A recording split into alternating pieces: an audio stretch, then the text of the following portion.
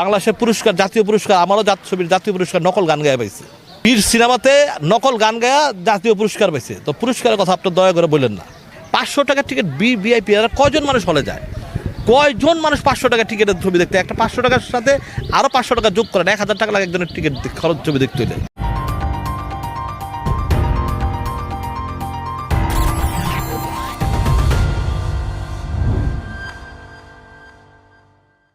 কয় টাকা লাগবে ইনভেস্ট করবো আপনার কাছে, আপনি আমাদের ছবি বানায় দেন, বাট আপনি আমাদেরকে গ্যারান্টি দিবেন আমাদের চালানটা আপনি আমাকে ফেরত দিবেন।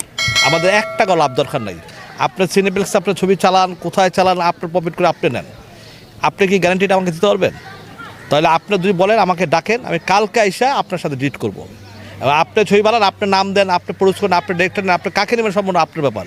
কিন্তু আমি আপনার পিছিয়ে ইনভেস্ট করতে চাই, যাতে এফডিসির মানুষ সিনেমা বানাইতে পারে না। আপনি যখন পারেন, আপনার নর্ডায় ছবি আমরা মানুষ দেখছি, কিন্তু কোনো হলে চলছে কিনা আমি জানি না। আপনার নর্ডায় কিন্তু আপনার স্টেট সিনেপ্লেক্সে চলছে, ঠিক আছে? কোন হলে চলছে আমি জানি না, আর কোন হলের রিপোর্ট কী আছে এটাও কিন্তু আমরা জানি, কিন্তু জানি না বললে আবার ভুল হবে। আমরা জানি কিন্তু কোথায় আপনার হলে চলছে। আর পুরস্কারের কথা বললেন, বাংলাদেশের পুরস্কার, জাতীয় পুরস্কার, আমারও ছবির জাতীয় পুরস্কার নকল গান গায়ে পাইছে। বীর সিনেমাতে নকল গান গায়া জাতীয় পুরস্কার পাইছে। তো পুরস্কারের কথা আপনি দয়া করে বললেন না, ঠিক আছে? এইটাই হলো আমার দিগেলগত কথা। আপনার তো আমার স্টার সিনেমা চালানই নেই, বসুন্ধরা চালান নাই, রাইফেল স্কোয়ার চালান নাই, স্কেচে চালান নাই। আপনারা চালাইছেন কোথায় আমার ছবিটা? আপনারা আমার ছবিটা চালাইছেন নবথিরা, যেখানে আমি যে নামই শুনে নেই সিনেপ্লেক্সের। তা আপনারা ওইখানে কীভাবে বিচার করেন যে ছবি ভালো? ছবি তো আমার ছবি যারা দেখছে তারা তো কেউ উঠা যায় নাই, তারা তো সবাই ছবি দেখে ভালো বসছে। আপনি দিচ্ছেন সনিতে 500 টাকা টিকিটে, সেইখানে আপনারা কীভাবে দিলেন? আপনারা আগে স্টার সিনেমা চালাইতেন, রাইফেল স্কোয়ার চালাইতেন, স্কেচে চালাইতেন, তোলে বুঝতাম যে হ্যাঁ আমার ছবি রেজাল্ট সব কিছু আমি বুঝতাম যে আমার ছবির ওকে রেজাল্ট খারাপ। আপনার সাথে আমার কোনো দ্বন্দ্ব নাই। আপনার সাথে আপনি আমার বড় ভাই, আমি আপনার ছোটো ভাই, ভাই হিসাবে আপনার সাথে কথা বলতেছি, ঠিক আছে? আমি বলেন আপনি আমাকে ডাকেন, আমার নাম্বারও আপনার কাছে আছে। হ্যাঁ, আপনি আমাকে ডাকেন, আমি আইসা বলি, আপনি দেই, আপনি সিনেমা বানান। আপনার 9 রায়ের মতোই আপনি সিনেমা বানায় আমাকে জাস্ট চালানটা ফেরত দেন। আপনার কাছে আমার একটা অনুরোধ। ইকবাল ভাই, আপনার ডেড বডি সিনেমা যেহেতু নেমে গেছে, এখন মানে এরপরে কি আবার করবেন? মানে এটাকে আমি ডেড বডির ছবিটা নিয়ে আমি এখনও মতো আমার সিনেমা কিন্তু চলতেছে এখনও। এইবার রিপিট হলে অনেক হলে চলতেছে, ঠিক আছে?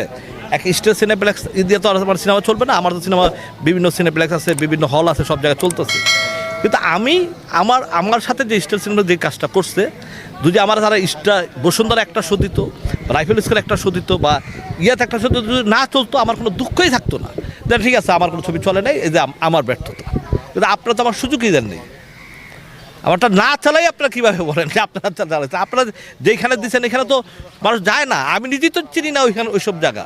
হ্যাঁ, সনিতে দিচ্ছেন, সনিতে 500 টাকা টিকিট, সেইখানে 3-4 হাজার টাকা খরচ করে মানুষ ছবি দেখতে যাবে না ভাই। বাংলা ছবি দেখবে না। বাংলা ছবির দর্শক কারা? এখনও আমার গার্মেন্টসের ভাই বোনেরা, এখন আমাদের দোকানদার ভাই ভাইরা, ঠিক আছে? এখনও বাংলা ছবির দর্শক। 500 টাকার টিকিট ভিআইপি, আর কয়জন মানুষ হলে যায়? কয়জন মানুষ 500 টাকা টিকিটের ছবি দেখতে? একটা 500 টাকার সাথে আরও 500 টাকা যোগ করেন, 1000 টাকা লাগে একজনের টিকিট খরচ ছবি দেখতে হইলে। তাহলে বিচারটা আপনি আপনার নীতি দিয়েই করেন। মাহবুব ভাই, আপনার কাছে ছেড়ে দিলাম বিচারটা আমি। এখন ইকবাল ভাইয়ের কি প্ল্যান? যে এমন কোনো আর্টিস্ট নিয়ে বা সামনে কোনো রিভেঞ্জ নেওয়ার ইচ্ছা আছে কিনা? আমার তো আমি সামনে ছবি রিলিজ করব। আর অ্যাকচুয়ালি সত্য কথা যেটা, আমি এখন সিনেমা যেই টাকা এখন আমি বানাইছি, এখন আমি সিনেপ্লেক্সের দিকে যোগ দিয়ে দেবো। আমি টুকটাক একটা করে আমি হল করবো, ঠিক আছে? অলরেডি আমি করে ফেলছি। হ্যাঁ, খুব রিসেন্টলি আমি উদ্বোধন করবো, ঠিক আছে? এখন আমি ওইভাবে চলে যাব, কারণ আমরা যেন এই নিরীহ প্রডিউসারের পাশে যেন থাকতে পারি, নিরীহ ডিরেক্টরের পাশে যেন থাকতে পারি, সেই জন্য আমার উদ্যোগ হবে একটার পর একটা সিনেপ্লেক্স করা। এইটাই আমার উদ্যোগ, আমার আর কোনো উদ্যোগ নেই। এখন স্টার সিনেপ্লেক্স যেরকমটি বলছিল সম্প্রতি, যে আসলে মানের একটা বিষয় আছে, যে স্টার সিনেপ্লেক্স আপনি মান কীভাবে বলেন? আপনার এই মান, এইটাই তো আমার দুঃখ লাগে। মান, আপনার ছবির মান কী ছিল নডরায়? আপনি কোনো হলে চালাইতে পারছেন? বলেন তো, কোন হল থেকে কয় টাকা পাইছেন আপনি? এক স্টার সিনেপ্লেক্স আপনি কয় টাকা পাইছেন বলেন? আপনার হলতে আপনি চালাইছেন, বলেন তো। এইটা বললেন না আপনি, এখনও বলেন। আর ঠিক আছে, নডরায় কয় টাকার ছবি? আপনার ছবি দেখলে কিন্তু বুঝতে পারি যে এটা কয় টাকার ছবি। ওই টাকা আমি দিই আপনাকে, আপনি আমার জাস্ট চালানটা ব্যাক দেন। আমার লাভ দরকার নাই, লাভ আপনি নিয়ে নেন সব। ইকবাল ভাই, আপনার কাছে প্রশ্ন, যে এই সিনেমাটা রিলিজ দেওয়ার পরে দর্শক কেমন ছিল প্রথম দিন থেকে? আমি দর্শক যেই গরম ছিল, প্রচণ্ড গরম, এই গরমের ভিতরে যে দর্শক ছবি দেখতে গেছে, এটাই আল্লাহর কাছে শুকর আলহামদুলিল্লাহ। আমার আল্লাহ কিল হয়েছে। উনিই আমাকে বলছে ঈদের 2 সপ্তাহ পরে আপনার ছবি রিলিজ করেন। উনিই বলছে আমাকে, ওনার বয়েজ আছে আমার সাথে, উনি নিজে বলছে। তো উনি বলে কিন্তু উনি ওনার কথা রাখে নাই, বাট ওনার সাথে আমার কোনো দ্বন্দ্ব নাই। উনি আমার বড় ভাই, আমি ওনার ছোট ভাই, রেসপেক্ট সারা জীবনে ওনার প্রতি আমার থাকবে। কিন্তু ওনার বিবেকে আমি কিছু হিন্স দেই যে ভাই, আপনি অন্তত ইন্ডাস্ট্রিটাকে পাশে দাঁড়ান, আপনি ইন্ডাস্ট্রিকে সেভ করেন।